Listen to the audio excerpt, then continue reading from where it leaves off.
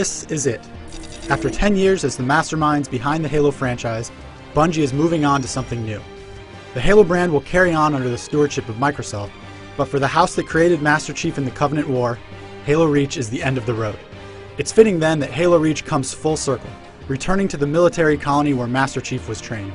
This is more than just a prequel to the main Halo trilogy. It's the culmination of a decade of design work, bringing in the best elements of past games as a foundation for this last hurrah. Exceptional in nearly every way, and packed with features and content, Halo Reach is the complete package.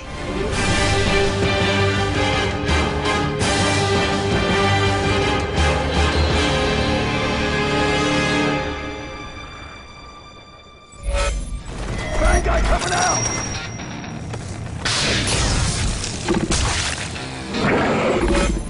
The campaign tells the story of the Noble Team, a crew of Spartans stationed on planet Reach.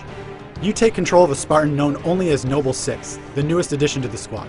You'll get to know the rest of Noble Team as missions pair you up with its various members, but the action always stays with number 6 as he or she does their best to protect Reach from the invading Covenant forces.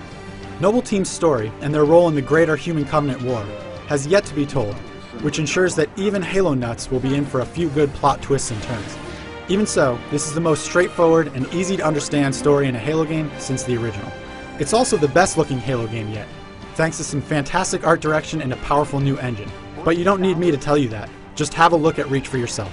The level of detail you can find in even the little things is remarkable, though I'm most impressed by the fantastic backdrops. However, there are some limitations to what can be achieved, and a few of the attempts at portraying massive battles in Halo Reach fall a little short, either through a stutter in the frame rate or less than awe-inspiring visuals. I can't move on to talk about other aspects of Halo Reach without mentioning the soundtrack. Marty O'Donnell continues to produce some of the most striking music and sound effects in all of gaming. We're stuck with that ship on the top. Now, onto the core of the Reach experience.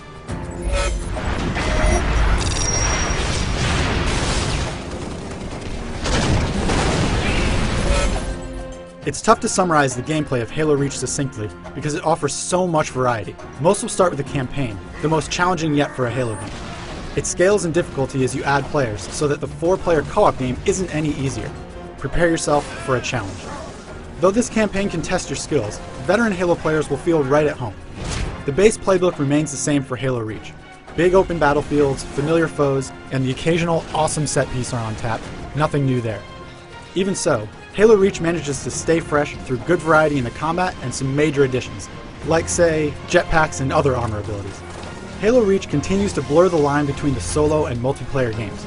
Everything you do earns you credits, which can be spent in the armory to unlock new ways to customize the look of your Spartan, a look that is reflected in every game mode. While most games feel like their multiplayer and single-player modes are completely distinct, Halo Reach does the exact opposite. That's not to say the multiplayer in Reach doesn't stand out.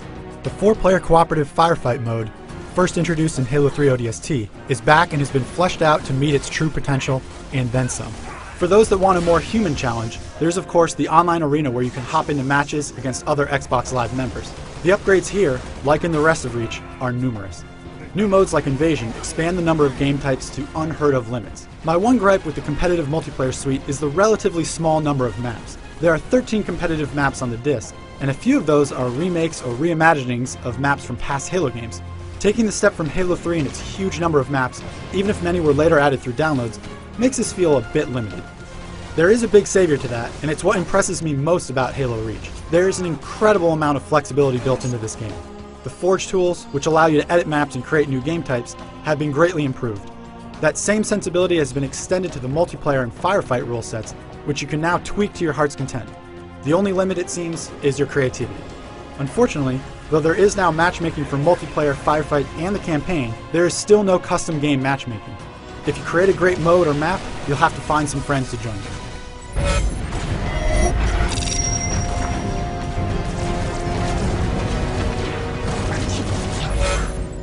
There are elements of Halo Reach that some might find lacking, but they are few.